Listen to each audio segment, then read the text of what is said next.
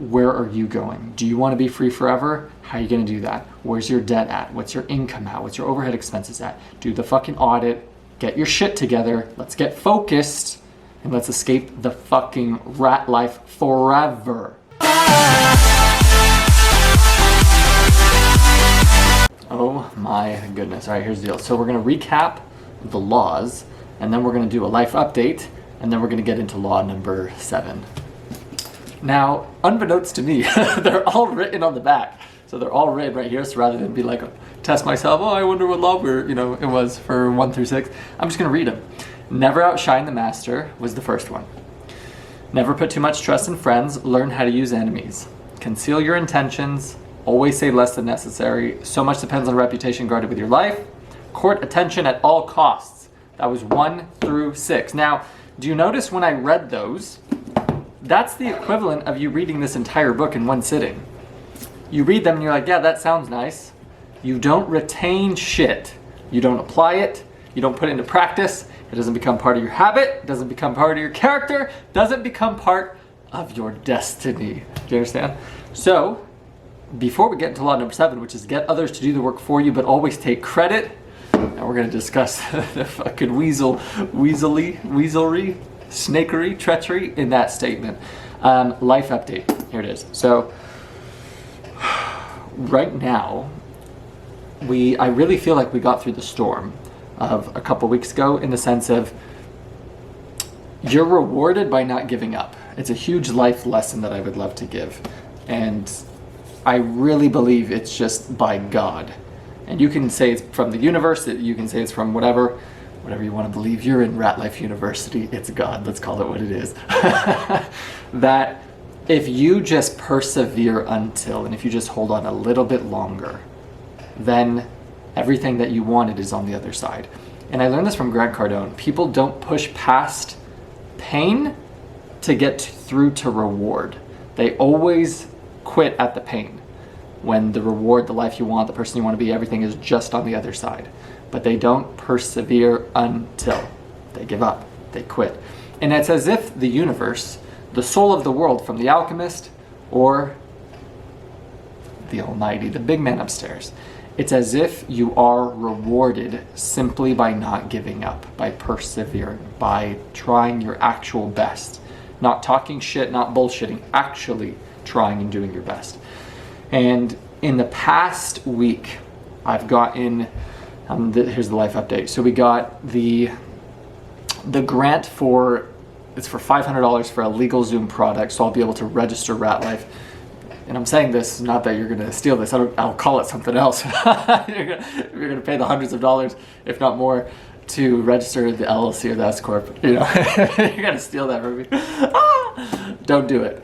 But yeah, so that's the first thing. So that grant is going to be through the legality, through the liability thing for filing your actual business. So that will be Rat Life's legal entity. I'm going to be doing an S Corp for that.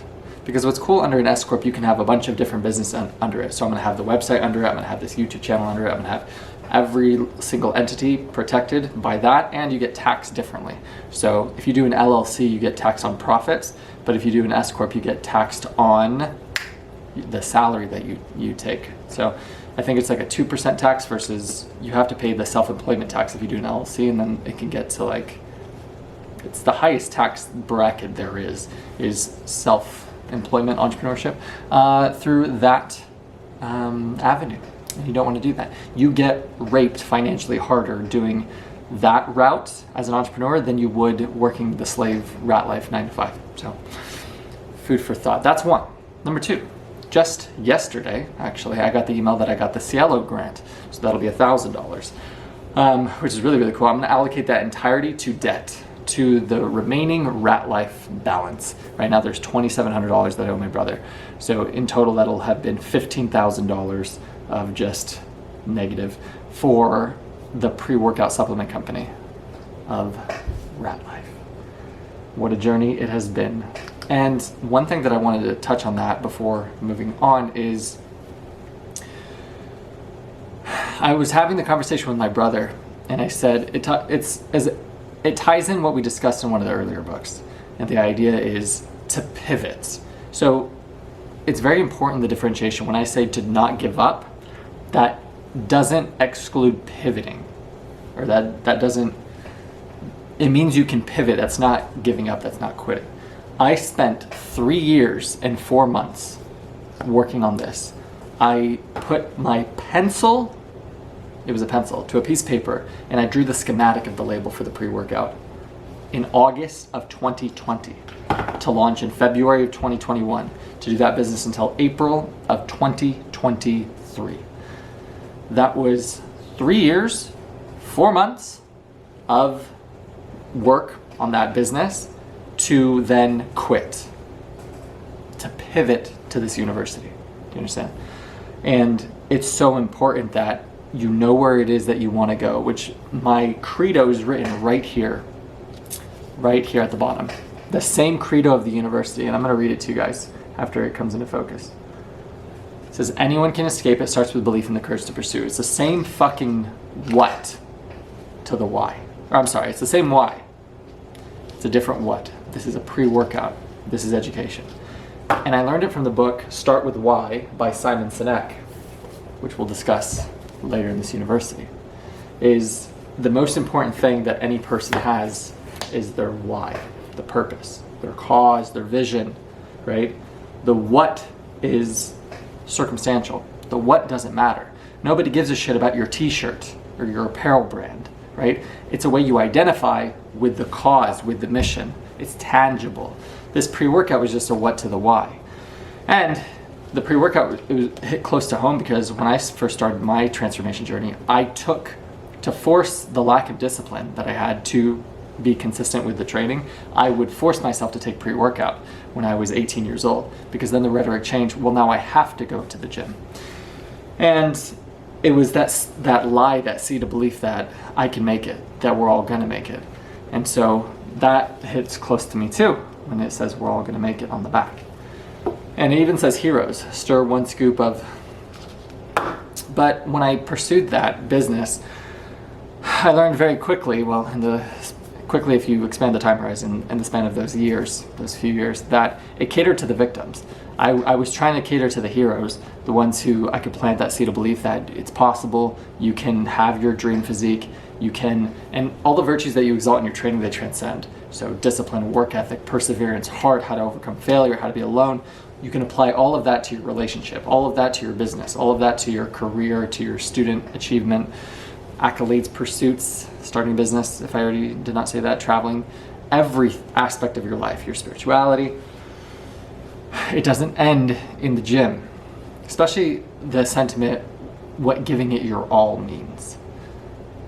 But I learned the 5% of heroes that I was trying to cater to, that wasn't 95% of the market. 95% of the sales were from the victims, were from the pity party motherfuckers, were from the people who felt sorry for themselves, who bitched and moaned, who wanted to pay to get out of the work, didn't want to do any of the work. The instant gratification losers. And that was like why I had no drive to continue doing this. I was like, I fucking hate this, right? I hate an amazing product that felt like I was asking for a fucking handout from people. This all ties in with this lecture. I'm giving you the update of the latest and the greatest. The whole idea is it was pivoting to this university because the why never changed. It starts with belief. Anyone can escape the rat life, right? This was belief. This forced the action in the success cycle. Belief, potential, action, results, over time until. I've said that in so many lectures. Do you see the over time, the perseverance to not give up? Until. This, you don't need a belief. You don't need to believe that you can make it, that it's going to work, because the caffeine, the ingredients, it forces action in the output. You're financially accountable. Now I have to go to the gym. And then you're there. It's like, I might as well work. If you first start a transformation, you could be training like shit, eating like shit, and you'll still get progression. You get what are called virgin gains. So that's what I loved about it, is even if your belief was non-existent, horrific, as small as a mustard seed, it was enough because it forced the action, which gave you enough results to then re-solidify your belief? I skip potential. Tap into more of your potential, you take more action, get better results over time. And then when you start seeing progression in the form of results, it's working, I'm going in the right direction. What else can I do? Maybe I'll focus on my training a bit better. Maybe I'll hire a coach. Maybe I'll focus on my nutrition. Maybe I'll get better sleep over time until. It's the exact same thing with this university. I said, what's the problem? The problem is education. People don't have financial literacy. People don't understand the prison that they're in because they're living in a glass bowl. They've never pursued entrepreneurship. They have no idea how resourceful they are. They have no idea how hard they're getting raped financially when they go to their job. I broke this down and I'll break it down again. When I hit my year mark, my yearly salary increase from my tenure at my current Rat Life job, they gave me on paper, it was like 4.4% increase, salary increase. After what they took out for taxes, and it's called CalPERS, the 401k, that equated to 1.4%. Inflation presently is 3.2. What does that mean? It means on fucking paper, you're going up by 4-something%. In reality, you're going up by 1.4%. And inflation's at 3.2. You're not progressing, you're fucking regressing. But on paper, it says you're moving forward. That's how they get you chasing an imaginary carrot for a fucking lifetime. But if you don't understand that, you are that rat in the maze. You are that slave for 40 fucking years. And then they sell you on, just wait. Just wait until retirement. Just wait until you pay off your 30-year mortgage. Just wait until your student loans dissipate, right? A lifetime of fucking slave work. For what? Just to look back and be like, wow, I just got fucked. That's the point of this university, is planting that seed of belief. It's possible for me to escape the rat life. For me to live a life of freedom forever. My one life wasn't meant to be as a cog in a fucking wheel under LED lights in a fucking cubicle, stuck in traffic on the 405. That's perpetual depression, misery, slavery, what do you want to call it? That's the rat life, where you come home to a place you fucking hate, where you're not with the partner that you want to be with, you're driving a car that you hate, you're in a place of submission to your piece of shit cuck fucking boss. You don't even have the ability to speak the truth out of fear of being let go. And you're drowning in debt. From that exercise that I just shared with you, you realize your finances aren't going fucking anywhere. So you're just like, wow, is this how I'm supposed to live, how I'm meant to live my one life? The one run that I have at this? Fuck no. So that was the next one, was that grant that's going to be put towards debt to bring it back. The third win was, it's very small, but it's worth sharing, because I want to share the entire building of escaping the rat life, because it's so important to be true when the numbers are small. And I went into my bank the other day because I had to request, it's called a uniform loan, but it's an advancement basically, because there's no interest to repay it, because I needed money prior to the last thing that I'll share, which is on Monday, in terms of all of these little expenses that I needed orders that I need to make, everything prior to my final interview that I have for this potential position on Monday, which is another thing that is in the docket. But while I was at the bank, I just said, we're here, we might as well try. And I requested to increase the credit card limit on my third credit card through that bank. It's called Schools First Credit Union, from $1,000 to $2,000, and it got approved. And I was like, oh, nice. The importance of that, and I say, oh, nice, and that was a huge win, and I even wrote it down. It's very, very small. You guys might have credit cards that have, 10K, 20K, 50K, whatever limits. That is your emergency fund when you escape the rat life. So what did I say? You're focusing on getting your overhead expenses to here and your income to here. You need that gap. You need that margin, right? Once you've paid off all of your interest debt, that's keeping you debt is slavery. Let's call it what it is, right? If you're making this here and your expenses are this, that gap, that's slavery. Debt. Once the debt is paid off, you're not bleeding. Think of your income, your life, as a ship. And the debt is all these fucking holes. And then there's water coming in. Can't get to where you want to go. You're literally sinking, right? You're bleeding. The bleeding would have been a better analogy, because that's what you're doing. You're just bleeding yourself dry. So once you have that stack, and you can do it one of two ways. You can increase your income or lower your overhead expenses. And I shared with you, I said, my apartment is non-negotiable. Non-negotiable. I need to have complete autonomy of my environment. Complete control of positivity, encouragement, support, growth, the word fucking yes. So what's my alternative? I have to increase my income. So it's something I've been working on every single day for over a year, of daily looking at job postings and availability, daily fucking LinkedIn bullshit in terms of adding connections, like playing the rat life to the fullest, right? Playing the game, playing the rat life game, but playing to win. And I had a point, I'm not going to lose it.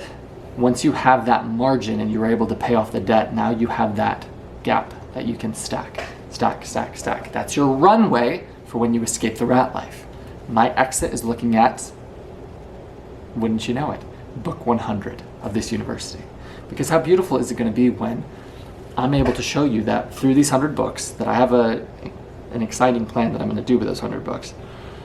Any person can follow these actionables, and they can apply it, and they can escape the rat life too. But you have to play that long game, right? You have to let patience have her perfect work. You have this runway of actual money, and then you're doing your love, your passion. For me, it's reading. For me, it's doing these lectures that don't monetize at the start. They're zero. They will several years from now. It doesn't need to be much, but they will monetize.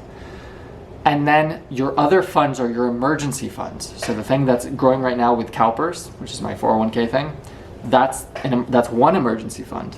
To what? Perpetuate freedom in case this well runs out, runs dry.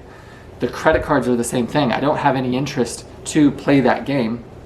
I learned it from someone, it was on an Instagram reel, it said, what the middle class people, poor people buy shit they can't afford, right? And they just pay for liabilities. So they'll get the high car financing, they'll get the apartment that they can't afford, they'll buy too much house in their mortgage. They buy all of this garbage, right? Debt. Middle class people, they don't do much better. They buy shit to improve their credit score. So they'll get their credit cards to all this and they're like, wow, I'm really successful. It's like you have a lot of ability to put upon you more fucking debt. The wealthy, what do? They buy assets. They put their money into shit that's going to give them a drip over time to where they don't have to work. Freedom, okay? That's the third emergency fund. So if this runs out, no problem. If this runs out, no problem. The credit cards will be the final thing to perpetuate the runway. Think of it like an airplane taking off, right? And you need the runway in order for it to take off, but then once it's up, you need momentum, right, to keep going. And then when that is about to die and fall, what's going to kick in is when this monetizes, when the website monetizes. That way, you won't even have to touch any of your reserve fuel tank. Do you see? You can apply that exact same model to yourself with whatever your vision, passion, whatever your passion is the right word is. It won't monetize incredibly at the start, but it's a niche in itself because your personal brand is one of one, right? That's who you are. No one can copy that, right? I think it's Dr. Seuss, there's no better you than you. And it's very important because that's your gift. If no one can do the you, whatever it is, better than you, and nobody can, then you'll have no competition in the future. And because you love it so much and you're so excited and you're so happy because you're actually in harmony with who you are, it will monetize in time. But nobody wants to do that. That is the culmination of you doing it when you don't want to, such as me making this lecture right now. You doing it before work, you working on your vision thing after work. It's like those are 8 more hours in the day that you have to put in to be free. Because if you just do the fucking 9 to 5 like everybody else, you'll be a slave like everyone else. So what are you doing in the 5 to 9, right? No one does that, man. And the ones who do, over a long enough time horizon, they become free forever. So that was the third thing. So we got the micro grant, for the LegalZoom product, so that's going to register the S Corp for Rat Life. We got the Cielo grant that's going to dissipate $1,000 of debt. It's only $2,700 current outstanding towards Rat Life. We increased our credit card availability, so right now our liquidity in the future is going to be, I don't have much, it's like 49, yeah, 2, 2, and 9. So 4,900 is my current credit card availability now, which is really awesome because that, again, perpetuates the runway. It's not something I ever want to touch or use or leverage, but I could if I needed to, right? It perpetuates freedom.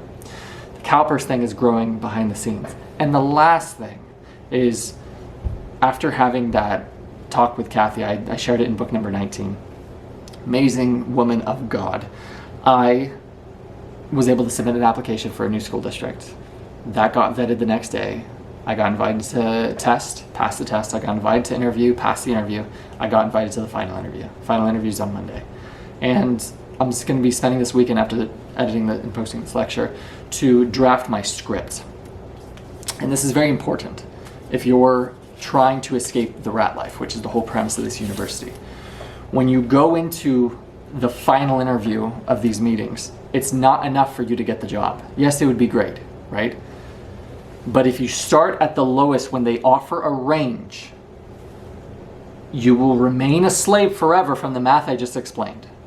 So to maximize your freedom is to negotiate the highest start, because if you're chasing the yearly increase, you're chasing an illusion from what I just described. 4.4% on paper, inflation's 3.2%, actual take home is 1.4. I'm making less than years past given the current inflation, the current financial, economic climate. Do you understand? As in, the same money can't buy you the same groceries, even though on paper you're making more. You didn't improve, progress at all. In fact, you regressed. If you chase that fucking salary increase, you'll blink 10 years from now, you'll be like, wow, that's weird, I didn't go anywhere. I'm still a fucking slave. I'm still living where I don't want to live, driving what I don't want to drive, dating the person, or had kids with the person I don't want to be with. That's my life, right? And I see this with men all the time. It's so important because this is part of the university. You don't want to be one of those fucking guys who have to work for necessity. And I've seen it. And the misery in their soul is so real, where they have to bend the fucking knee, where they have to cower to these cucks. They have to be there because they have a family that they have to support, and they're not in a position now to take risk, to fail. They can't afford what I did in the past at this stage, because they have this mortgage now, then they have this wife now, then they have these kids now. They can't afford not to get their slave paycheck.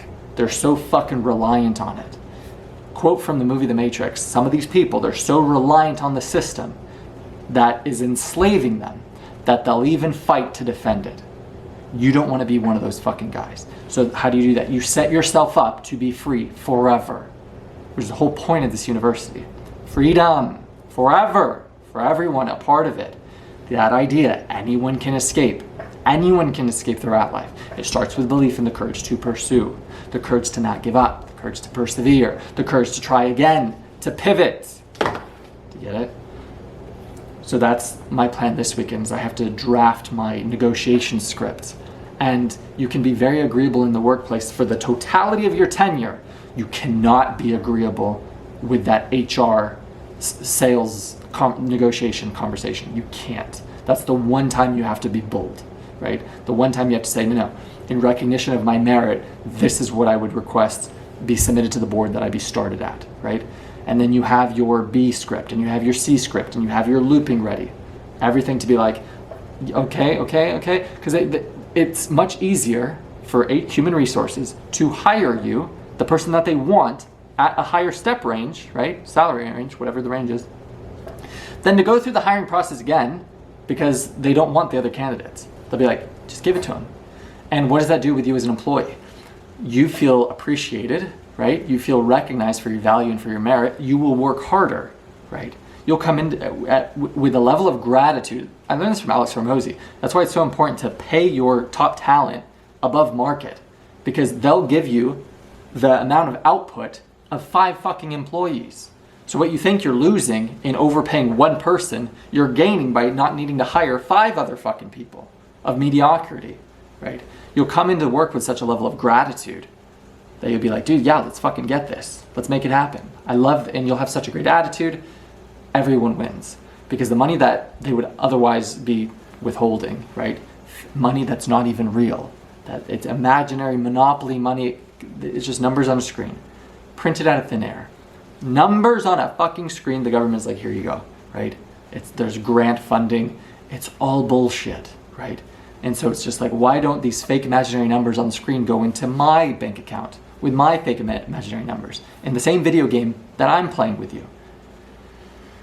So that's the latest, that's the greatest. Can we get into the lecture now? 25 minutes in. I'm giving you everything with this university, man. I'm not holding back in terms of honesty, authenticity, the truth.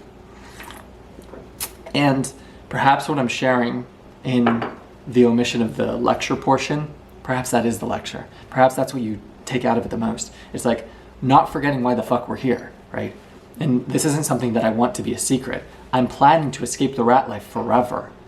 This is a fucking means to an end. Do you understand? As in, we escaped the rat life once, right? For just over 2 years. Traveled the world for 6 months in that time. And then just survived solely on entrepreneurship, right? Like claw and nail and doing whatever it took. You become very resourceful when your rent is on the line, when you don't know how you're gonna pay for your next meal. And it's beautiful to find out how resourceful you become. When you take the paycheck, you forfeit all resourcefulness. You really do. And you become a fucking shell of the person you otherwise could be, that you otherwise are. So I think it's very important to give you the full picture for you not to lose sight and for you to focus on your fucking plan. Where are you right now? Where are you trying to go? I don't know about you, I'm trying to be free forever. Do you understand? I'm trying to get out of this fucking hole with this debt, right? Which I'm very, very close to. And I'm 1 yes away, and I know that. And that 1 yes could happen on Monday, which is in 3 days from now, this Saturday. I'm gonna try to post this as early as Saturday or Sunday. And then you have that gap. Overhead expenses, income. However you wanna create it. You have 2 choices. You either fucking earn more or you lower your lifestyle. That's it. That gap is called freedom. That's all it is. Stack, stack, stack, stack, stack. Now I have a runway to when I exit my fucking rat life. I have this window that I don't need sales from my business. And then I'm gonna take it an even step further and I'm gonna live in places that the cost of living is so low. I learned this from Tai Lopez. It's not about how much money you have, it's about how much purchasing power you have. Big difference. When I was in Cairo, my hostel, $6 a night. When I was in Albania, my hostel, $6 a night, right? Versus when I was in Iceland, hostel, $60 per night. Versus my apartment here, $24.60 rent per month.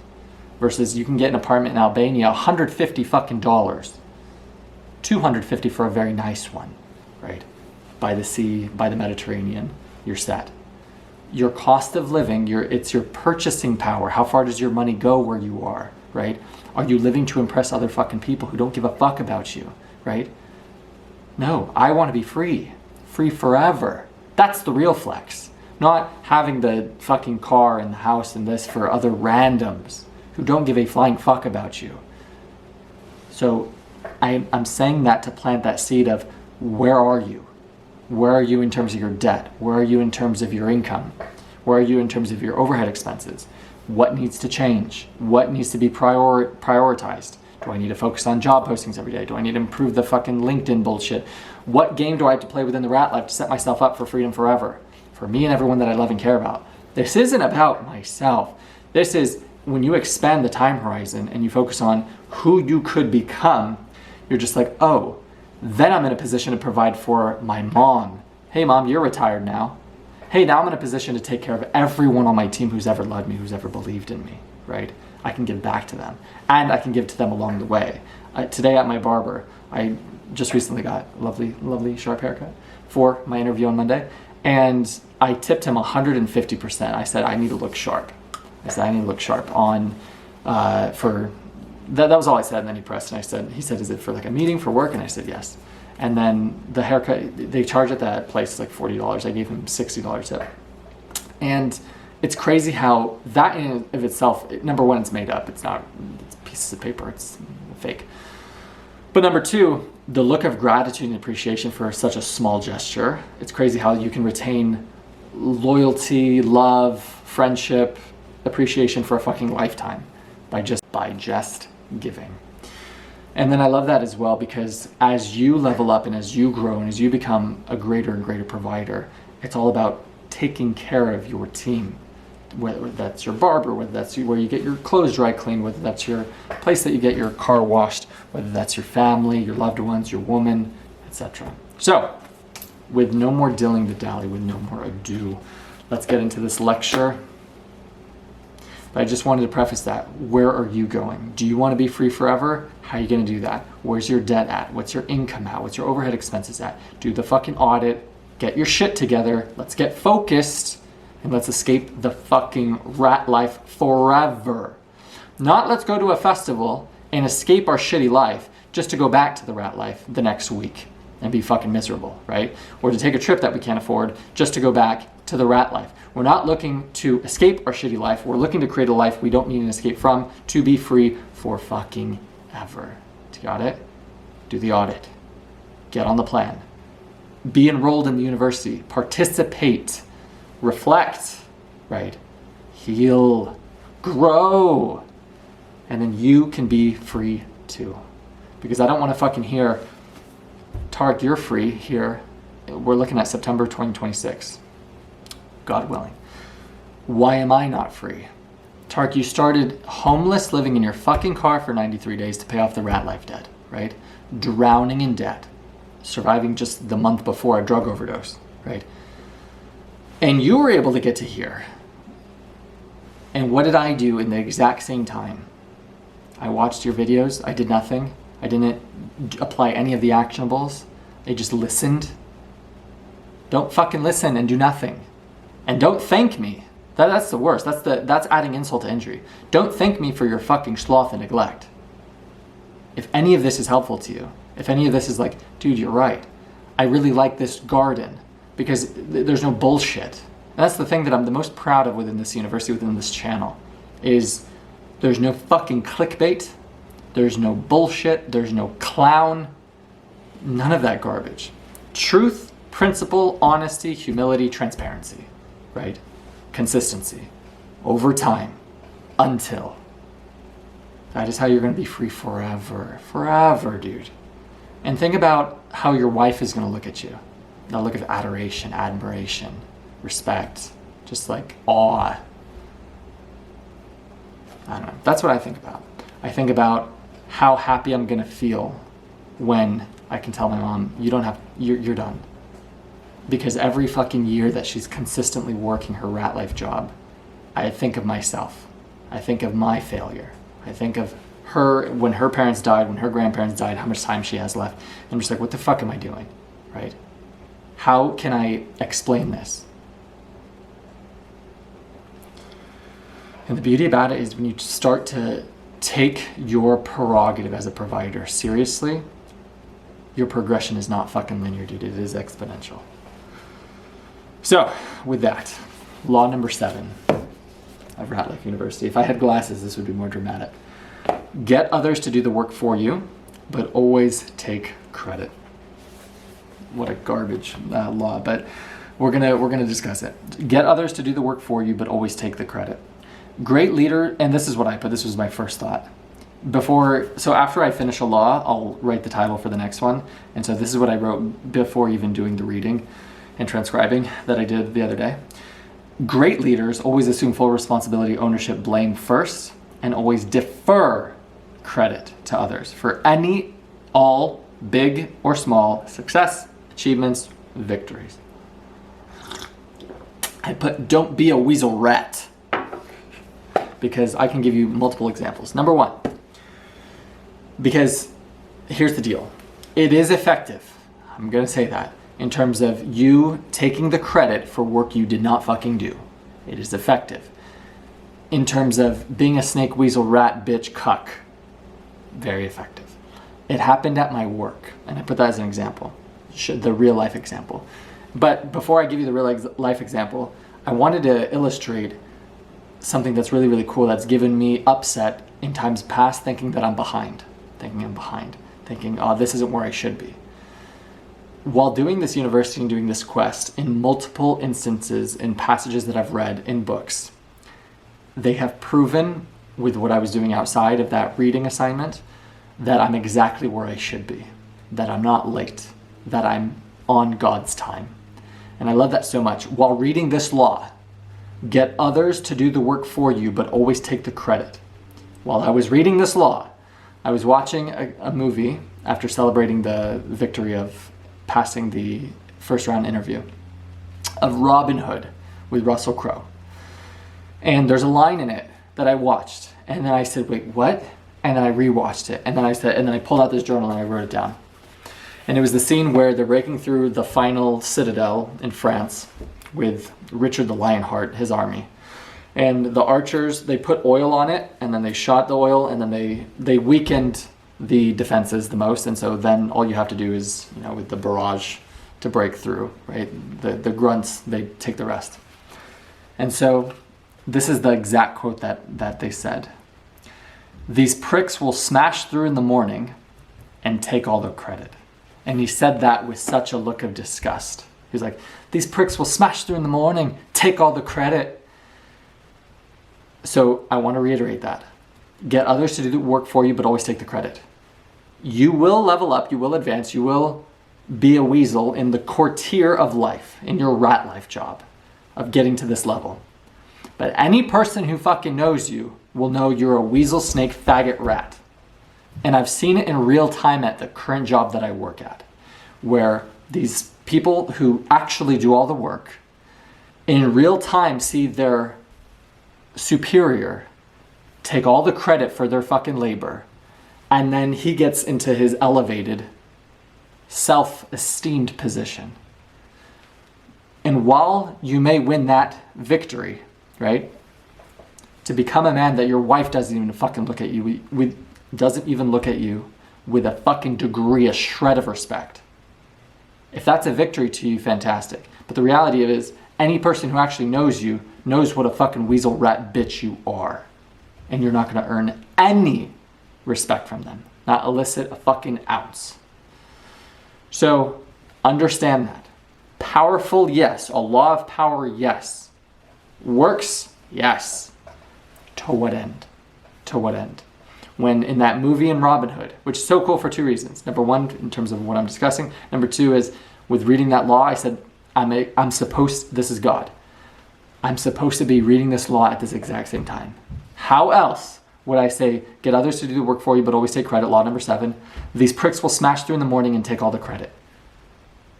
If that doesn't substantiate God telling me, you are on time, you are not late, you are not behind, this is exactly where you should be. It's a beautifully empowering feeling, and it's very comforting. I get a ton of solace with that thought, right? And it ties into one of the first books, Let Patience Have Her Perfect Work. And in one of my walks that I did recently, I even changed that. I said, no, let God have his perfect work. So cool. Everyone's in a fucking rush. It's like, you're going to be successful. You're going to be a millionaire, a billionaire. You're going to make it. You're going to escape the rat life. You're going to be free forever. Relax. Let go. Trust the timing and the process. And this has been a season of me giving myself so much grace, right? In times past, berating myself, I'm behind, because I know what I'm capable of. I know how I can execute. I know where I lack. I know where I neglect. I know what my best is, right? Because I love to compete at the elite level, whether it's in fitness, whether it's in a fucking video game. It's like, I know who I am, right? And so I would never give myself that grace. While I'd be very quick to give others grace and give others patience and forgiveness, I wouldn't afford myself that same luxury. And that's been a lesson that I've had to learn throughout this season for me personally. So this is a quote from the book. He played the game exactly. He took credit for the work of others below him while graciously giving credit for his own labors to those above. That is the way to play the game. So I'm going to say that again so that I retain it. He played the game expertly. So he's reflecting on somebody who played this weasel power law to perfection. And the idea is to take credit for the work of others below you while graciously giving credit for your own labors to those above you. That's how you're able to maneuver and be a weasel snake rat and climb the courtier ladder of the fucking rat life. That's the way to play the game. Yes, that's the way to play a game, to come home to a wife who doesn't fucking respect you. To have peers who know you're a shell, a fucking hollow vessel of a man, right? You can't even have that title, that word, man, attached to you because you're not one. You're a fucking parasite. You're an insect. Cuck, bitch, whatever word you want to use, right? That's what you'll be known as. That's who you are. How you look yourself in the fucking mirror as a man, I don't know how. But that is the reality of applying this law to that effect. And this university, and if I'm doing my job, which is to make men what they used to be, right? Which is my whole goal for myself, to, in the totality of this quest, for me to become a made man, for me to earn my right to sit at the fucking table. Then let me tell you what a real leader is, so I can lead by example. A real leader is someone who defers credit, always, always. They don't take credit, ever. They're always the first to assume blame. No, it's my fault. No, my fault. And then for any win, any success, any victory, however fucking small, however big, no, it was my team. No. Thank you, but no, they did all of this. And then you get into specific praise and recognition, like we learned from the book, How to Win Friends and Influence People. Specific praise and recognition. And you detail exactly how they did X, Y, and Z to bring this to life. You fill their cup of significance. Validation, approval, recognition. You make them feel so valued. Such a great, essential, dire part of the team. That's how you'll earn the love and respect and loyalty of your team, right? People who want to follow you because you're an actual fucking leader. Don't be, and I'll reiterate because I wrote it down, don't be a weasel fucking rat. Very important. Did I hammer that point home? I hope I did. Next. I love this university so much, dude. Use the wisdom, knowledge, and legwork of other people to further your own cause. And I put yes, but I put a big asterisk. And I said yes, but with honor. And the first thing that I thought of when I read that was the quote from Isaac Newton. It says, if I but see far, it's because I stand on the shoulders of giants. So that's 100%, to use other people's wisdom and knowledge for you to further your own cause. Yeah, and I learned this from Alex Hormozy when, people get upset the generations past of these people having it more easy in this. He's like, it should be that way. The generations behind us, we should be better because we have all of those, the access of all of that knowledge, all of that wisdom, right? All of that fucking trial and error that we can avoid.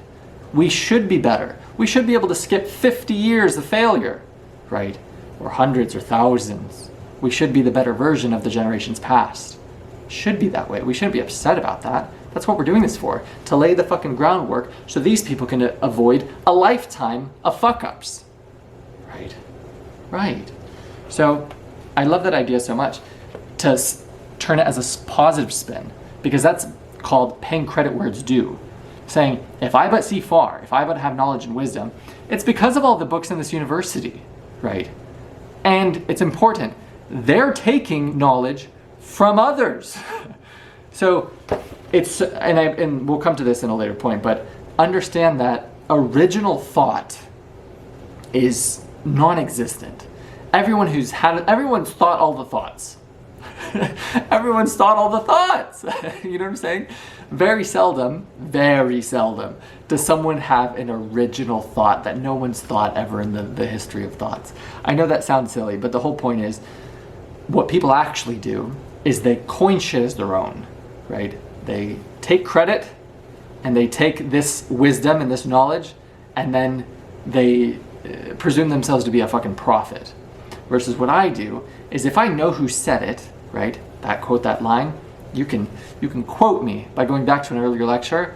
Typically it'll be a Greg Plitt, typically it'll be someone else, one of the authors of these books. I'll quote them and I'll pay credit where it's due. Do Do you understand? A leader, not a weasel rat. Got it. All right. So that's how you can turn that as a positive spin. Is yes, use the wisdom, knowledge, and legwork of others to further your own cause, but not to assume credit, to diminish others, to put others, for you to elevate, right? For you to have your team not look at you with a fucking degree, a shred of honor, respect, of dignity, of love, of anything, because they know who you for who you truly are, which is a weasel, snake, rat. You don't want to be that guy. You're not that guy. Moving on. Don't be a weak snake rat just to assume false laurels. No one will respect you. I put that was my reflection. And I put sheep on social media might. Yes, people who don't know you, who don't know what you're doing or that you stole the credit, they might view you, he puts it in this law, with a godlike aura of speed and efficiency. Wow, he's able to do all of this by himself, really? But no one who knows you in real life will give you that love and respect. And so you won't even feel fulfilled as a result, because you know nobody gives a fuck about you, because you know what you did. So important. And I put not even your woman. And it's crazy how you can be a man, classify yourself as a man, and not even align with your actions that would elicit the respect from your own woman. How that's not your fucking litmus test for your basic morality and integrity. I don't know how you operate. I don't know how you can operate like that. Where you come home and you can't even look your wife in the fucking eyes with any degree of masculinity, of honor, of integrity. Crazy, crazy. And you call yourself a fucking man. Not in this university. Get the fuck out of my class. Honor. And this was a quote from the book. This is a non-parasitic use of your contemporary's labor. So if you want a non-parasitic use, which is what the former is, the latter is honor, deferring credit. The former, weak snake, weasel, rat. But he says to use the past, right? To lean on the past, right? To lean on, dude, I could list so many authors here who are gone. Meditations. Do you think Marcus Aurelius is alive? No. But do you think he has wisdom and knowledge from over 1,000 years ago that could benefit and profit your life? Yes. What does it require? Humility, right? Have people read this book and coined the ideas as their own? Yes. What are they called? Snake, weasel, rats. But that's how you can use the past. And this is actually the cool part. My battery's dying, so we're going to pick this up in just a moment. And just like that, we're back. This is a perfect illustration of the point. You ready? I feel like the camera's sideways. So the non-parasitic use of your contemporary's labor. Newton, he used ancient, medieval, and Renaissance scientists to then develop his scientific theories. Shakespeare plagiarized Plutarch, an ancient writer, yes, poet of antiquity, of ancient Rome. Greg Plitt, he quotes Aristotle. So the late Greg Plitt, he would say this all the time. He says, "We are what we repeatedly do every day. Excellence, therefore, is not an act, it's a habit." That's a quote from Aristotle. But he wouldn't say that.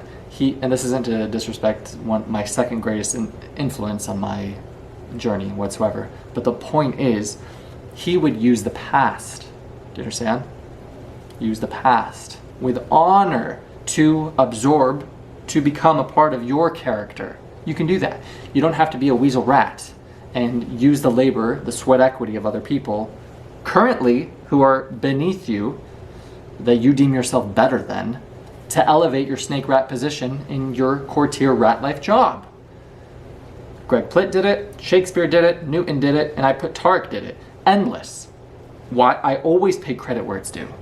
I know that the person I am is from all of these books. My foundation of financial literacy I have to attribute to Jim Rohn, who introduced me to, it's over there, I'll get it, The Richest Man in Babylon. Had I not read this book, I'd have been like, that's a part of all you earn is yours to keep? I was never taught that. I wouldn't have been able to articulate the rat life as well if I didn't read Rich Dad Poor Dad. The list goes on. I'm not gonna get them all out. If I see far, it's because I know I stand on the shoulders of giants. But I have the what? The humility to pay credit where it's due. Life is not a zero-sum game. Someone else having ancient wisdom and knowledge doesn't mean I'm worthless. Do you understand? It means I know so much that I know I don't know shit. That's when you begin to understand life.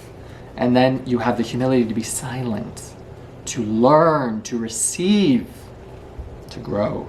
And then in turn, by you becoming more what you have, that much more to give others, not about you. And then the one thing that I want to put with this, get others to do the work for you, but always take credit. This was my pre-workout. Rat Life. Orange Creamsicle, which is the original flavor. And then this was the improved rendition. I don't know if it's focusing, but you see Orange Creamsicle? Do you know where I got the formula for this from? An amazing formula, no filler, no garbage. Every active ingredient, I think there were like 16, conducive to your best possible workout. The best pump, the best recovery, there would be no crash. We use caffeine anhydrous and theanine so that you would get your caffeine stimulus, but you wouldn't have the drop off because the theanine compound, when mixed with caffeine and hydrous, would make it so it'd be a smooth cruise. An amazing, the best pre-workout ever. Do you want to know why it was? And we took out all the filler. There's no niacin in it that gives you the fake flushing feeling, as if, oh man, my pre-workout kicked in. Bullshit filler. There's no fucking creatine in it. Do you know the surface area of creatine? It's like half of it. And then you get the illusion that, oh wow, look at all this product that I'm getting. Yeah, half of it is the cheapest product that exists that doesn't belong in a pre-workout, right? But that's half of it. And then they put BCAAs in it, doesn't belong in it. Then they put niacin and bullshit. Then you'll see there's carbohydrates on your pre-workout, and then you're just like, wait, that's weird. What's that called? Dextrose, that's sugar, garbage. There's no filler in this. Amazing pre-workout, amazing product. How? Because I modeled the best pre-workout I've ever had in my life, that I currently take now because I'm out of Rat Life pre-workout. Alpha Lion Superhuman. Fully transparent label. I researched every single one of these active ingredients. What makes this better than this one? This is the best tasting pre-workout I've ever had. Orange Creamsicle.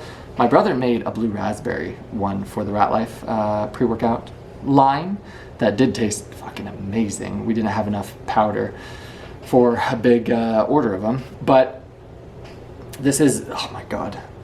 After I tried it, it tastes like a puree. Like imagine the only way to drink this one right here, which I highly recommend to everybody. Orange Creamsicle, Superhuman, highly recommend. Oh my god, is you have to have it cold and you have to have it with ice and you have to sip it. Got to enjoy it. You can't dry scoop this. No, fuck no. No. You have to enjoy it. It tastes so good. It tastes so good. And it's incredible, the active ingredients. It's fully dosed. There's no bullshit. And 21 servings. You're gonna find a pre-workout that's like, oh, there's 40 servings. They lie to you. They say one serving is half a scoop, or one serving, for the advanced people, it's 2 scoops. It's all bullshit, because you can have half a scoop and have 40 servings, but a full serving is 1 full scoop, and so it'll be 21 scoops. Don't be a non-perspicacious weasel rat. Be perspicacious, have the ability to perceive, open your fucking eyes. And be like, wait, what am I putting into my body, right? Am I putting garbage into it, things that don't belong? What makes this better, this has patented ingredients that we could never have access to yet. How did I do it? How did I create such an incredible product? If I saw afar, it's because I stood on the shoulders of giants. They emulated, right? I took their fully transparent, incredible product, and I said, let me make a product almost as good as this, as best as I possibly could. Integrity, class, And then anytime I'd be out or the thing, I would always refer people to this. Because I understood them winning doesn't mean I'm losing. It's in the book. It might have been The 7 Habits of Highly Effective People. I don't remember. But it was a story of a woman who was getting really shitty customer service. And then she went to a guy who didn't have what they wanted. But then they referred her. It actually might be in How to Win Friends and Influence People. And he referred her to a competitor store. And she was like, wait, what? You're trying to, like, I'm a paying customer and you're trying to get me out of here? And I think it was one of the managers or one of the founders of Macy's. And he's like, yeah, that's our whole why is to give you the best, right? Is to serve the customer. That if that means me losing this one sale, but me helping them get all of these other things, right? That's me aligning with what I say, being in alignment with who I am and what I'm doing. That's called integrity.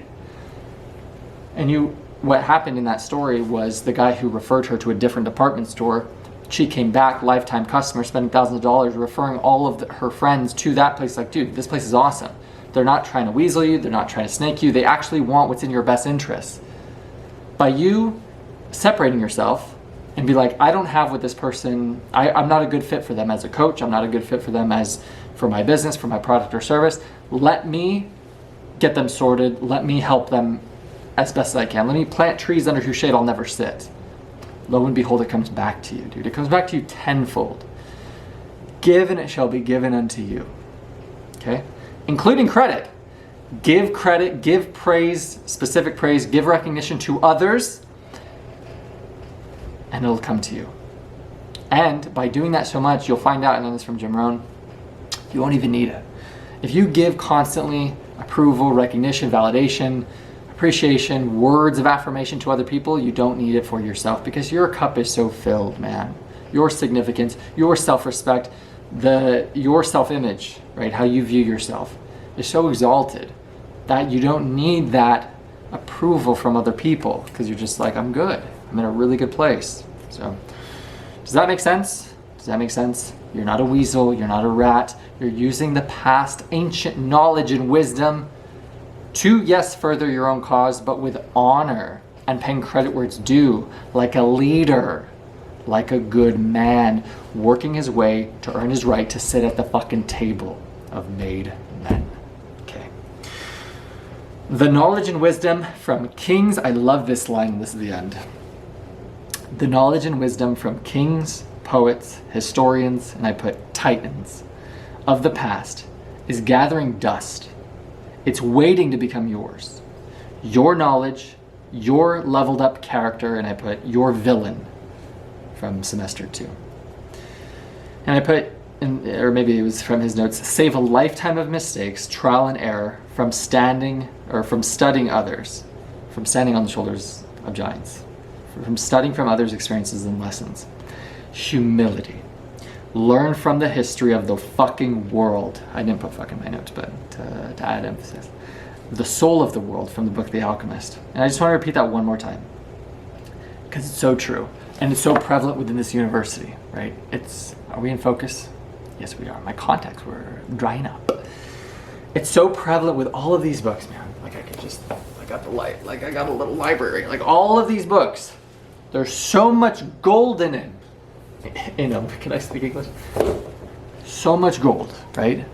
Of people who, I learned this from Jim Rohn. He said this in one of his lectures. He said, did you know there's people who spent years creating success, becoming wealthy, becoming a millionaire, becoming whatever, and they've written books and they wrote down how they did it and people don't read them? That when I heard that, what does that insinuate? Fucking laziness and arrogance. I'm too good to learn. All these people who were successful before me, I don't have anything to learn from them. This is exactly how I did a $1 billion company. Read the book Principles by Ray Dalio, founder of Bridgewater, the #1 hedge fund in history. It was at the time of print. It was like $164 billion in assets under management. Maybe I have something to fucking learn from this guy, and that's where I learned the looping. Of you try something, you fail, you iterate, you learn, you grow, And that's success. It's the success cycle, belief, potential, action, results over time. But that's the flywheel of it. And that's over time until. I learned that from principles. And then that is the same concept that's Tony Robbins explains. That's the exact same image in Jim Collins' books. I don't remember which one. It's either Good to Great or Built to Last. They literally draw it. It's all that in every single one of them, right?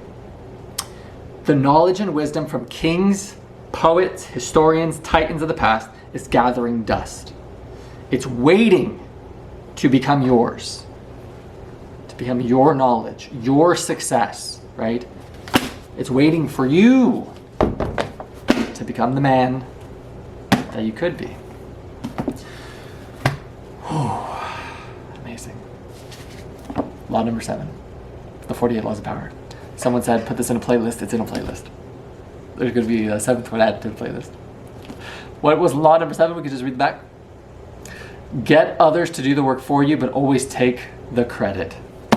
With honor, with integrity, as in don't do that law at all. As in give credit where it's due. Don't be a weasel, parasitic cuck rat. Don't be that guy. Be a man with honor, with integrity, who defers credit, who elevates other people, who gives specific praise and recognition to everyone on his team as often as he can, whenever he can, at every opportunity that he can. He gives. He tithes, gives money generously, abundantly, understanding life is not a zero-sum game. It will come back to me. Give and it shall be given unto you. Life is not about what I get, it's about who I become. Who I become from the knowledge, the wisdom of kings, historians, poets, titans of the past. And what I'm able to give now that I've become more. And with that is the 7th law of power. Out of the 48 of Robert Greene. The next one will be law number 8. Wish me luck on this interview on Monday. We're all gonna make it. That's it.